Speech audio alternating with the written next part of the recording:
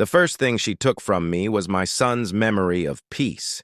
Not his house, not his money, not even his belongings, his peace. The coffin was still open. The prayer had not even finished. The earth had not yet touched the wood. And yet the war had already begun. I stood beside my son's body, feeling like I had stepped into someone else's nightmare, one where time had slowed just enough to make every second hurt. My heart felt too heavy for my chest.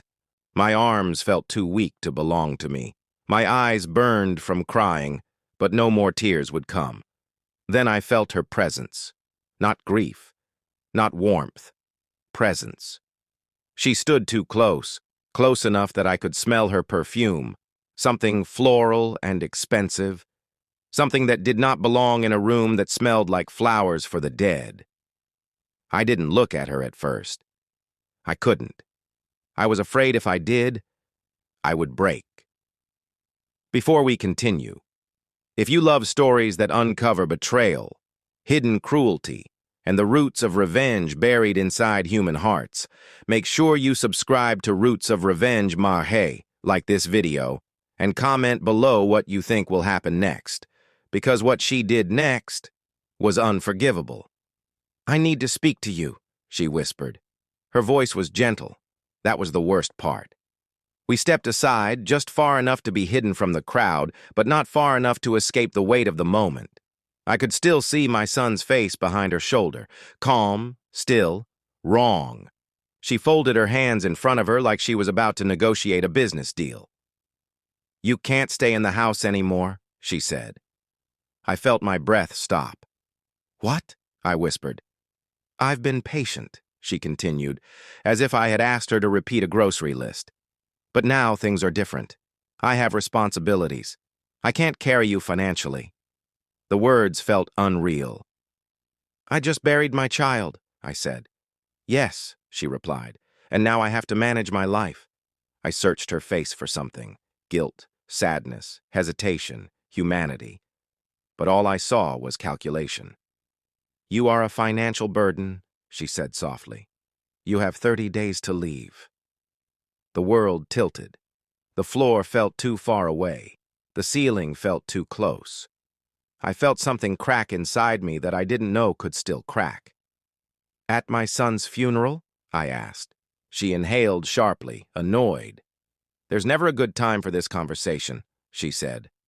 "I chose now so we don't have to pretend later." Pretend.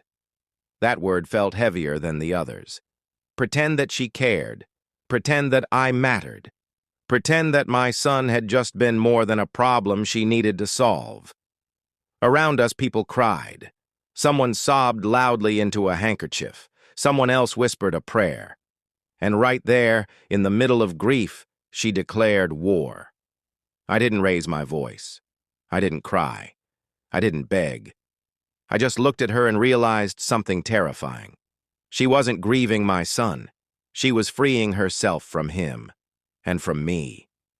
Her eyes flicked back toward the coffin, then back to me. "You'll be gone by the end of the month," she said, and she walked away, leaving me standing next to my dead child, alone. I didn't move for a long time after she left, not because I couldn't walk, but because if I moved, it would mean that what she said was real. The room felt louder now. Every sob felt sharper. Every whisper felt like it was aimed directly at me. The air itself felt heavier, as if it were pressing down on my shoulders. Someone touched my arm. I flinched. It was my sister. Her eyes were red. Her face was swollen from crying. She looked at me the way people look at broken glass, careful, worried, unsure how close they can get without making things worse. "Are you okay?" she asked. I wanted to laugh. I wanted to scream. I wanted to tell her that my heart had just been ripped open twice in one day. Instead, I nodded. Because that's what you do when you don't know how to explain that you are not okay in a way that words can hold. "I heard her," my sister whispered. I looked at her. "She shouldn't have done that," she said. "Not here, not now, not ever." I swallowed. "She meant it," I said quietly. My sister's jaw tightened. That doesn't make it right. No, but it made it dangerous. The drive home felt longer than it ever had before. Every street felt unfamiliar, as if the world had shifted slightly out of place. The house that had once been my son's home now felt like a temporary shelter, like something that no longer belonged to me. I stood in the doorway for a long time before stepping inside. Everything was exactly where it had always been. His shoes by the door, his jacket on the chair, his coffee mug in the sink. It felt like a crime that the world hadn't stopped. I sat on the edge of the couch and stared at the floor. 30 days. The number echoed in my head like a countdown. Not because I didn't have somewhere else to go, but because she wanted me gone. Because she wanted my son's memory gone. Because she wanted her life clean. My phone buzzed. A message. From her. We should discuss logistics tomorrow. It's better to be organized. Organized. I stared at the word until the screen dimmed.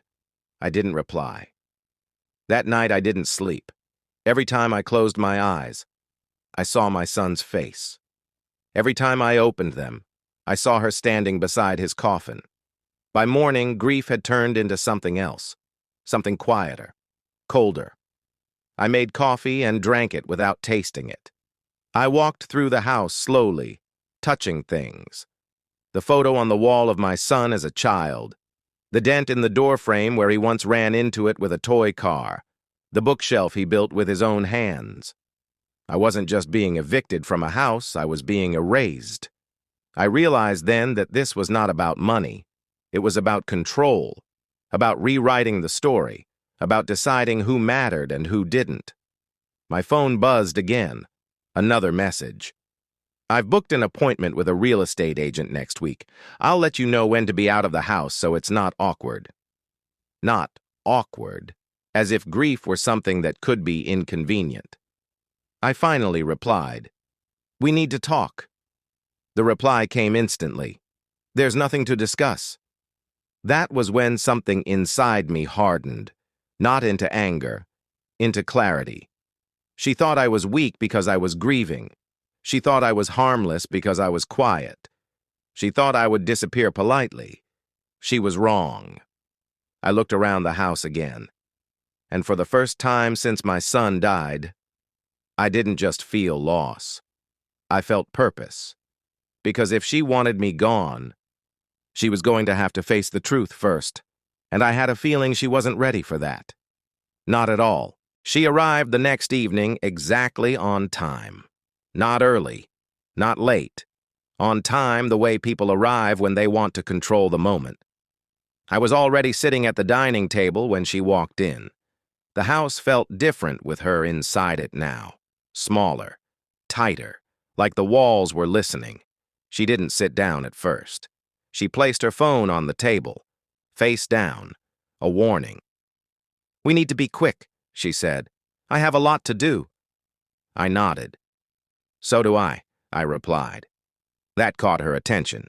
She looked at me more carefully this time, not as a burden, as a variable. "What do you want?" she asked. "The truth," I said. She laughed once, sharply. "You don't want the truth. You want comfort." "No," I replied. "I want to understand why you're in such a hurry to erase us." Her eyes flickered, just for a moment. Then she sat down. "You're not being erased," she said. "You're being relocated." I leaned forward. "You didn't cry at the funeral," I said. "You didn't touch the coffin. You didn't say his name." She stiffened. "People grieve differently." "Some people don't grieve at all," I replied. Her fingers tightened around the edge of the table. "You're crossing a line." "So did you," I said. Silence stretched between us, thick, heavy, dangerous. Then she exhaled slowly. "You wouldn't understand," she said. "Try me." She looked away, at the window, at the wall, anywhere but at me. "He was changing," she said quietly. My heart skipped. "How?"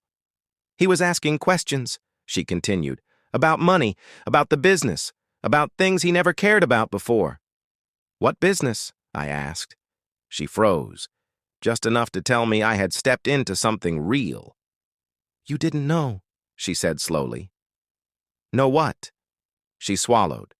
"There are accounts, investments, assets in his name. He didn't tell you?"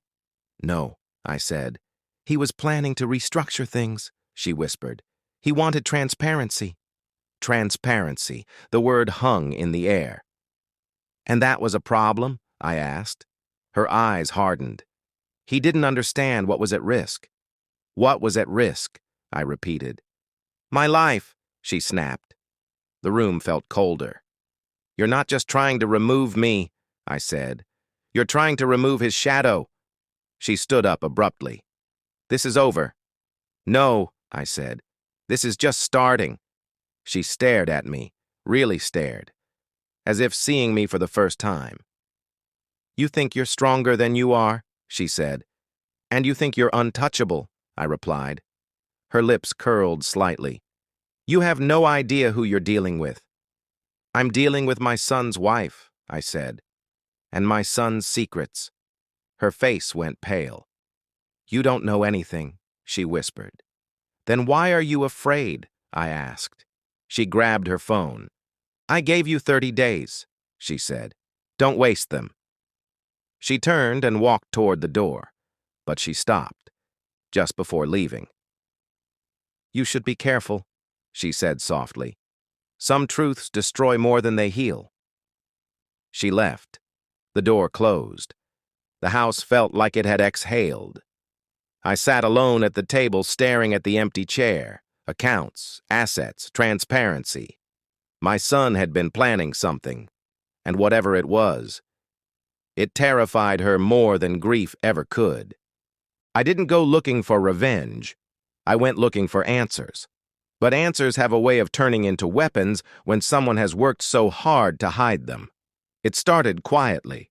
A phone call to an old friend of my son's. A visit to a bank where my name was still listed as an emergency contact. A long conversation with a lawyer who asked careful questions and stopped writing when the answers became uncomfortable. And slowly, piece by piece, the story unfolded. My son had discovered financial irregularities inside his own company, money moving in strange directions, accounts opened without his knowledge, contracts signed with forged authority, a structure that looked stable on the outside and rotten at the center. He had been documenting everything. He had been preparing to expose it, and the closer he got, the more dangerous his life became. When the lawyer finally looked up at me, his face was pale. "Your son's death may not have been an accident," he said quietly. The words didn't feel real, not because I didn't believe them, but because somewhere deep down, I already had. The investigation took time, and silence, and patience. But truth has weight, and eventually, it breaks through. The accounts were traced. The transactions were revealed. The partnerships were questioned, and her name was everywhere, not as a widow, not as a victim, but as the center of the web. When the authorities contacted her, she tried to stay calm. When the media caught wind, she tried to stay invisible. When the story finally broke, she tried to stay powerful. She failed. The headline didn't say my son's name. It said hers, and everything changed. People started calling, reporters, former employees, partners who suddenly remembered things they had ignored. The house filled with voices again. Not grief this time, but truth. She didn't come to me. She didn't apologize. She disappeared. Her accounts were frozen. Her reputation collapsed. Her control vanished. And one morning, I stood alone in the same house she had tried to take from me and realized something strange. I didn't feel victorious. I felt peaceful. Not because she lost, but because my son was finally heard. His questions mattered. His fear mattered. His life mattered. The audience reaction was overwhelming. Some called me brave. Some called me ruthless. Some called me manipulative. But most people called me something I hadn't felt in a long time. respected. I read comments from strangers who said they saw their own families in this story, their own silences, their own buried truths, their own regrets. And I realized this wasn't just about me. It was about what happens when power goes unchecked, when grief is exploited, when love is used as camouflage. I never wanted revenge. I wanted justice, and I got it. Not loudly, not violently, but completely. So now I want to ask you, what would you have done in my place? Would you have walked away? Would you have stayed silent? Or would you have followed the truth even when it burned? Tell me in the comments. I read every single one. And if you want more stories about betrayal, hidden motives, emotional confrontations, and the deep roots of revenge, subscribe to Roots of Revenge McGee and stay with us. Because the most dangerous stories are the ones that look ordinary at first, until they aren't.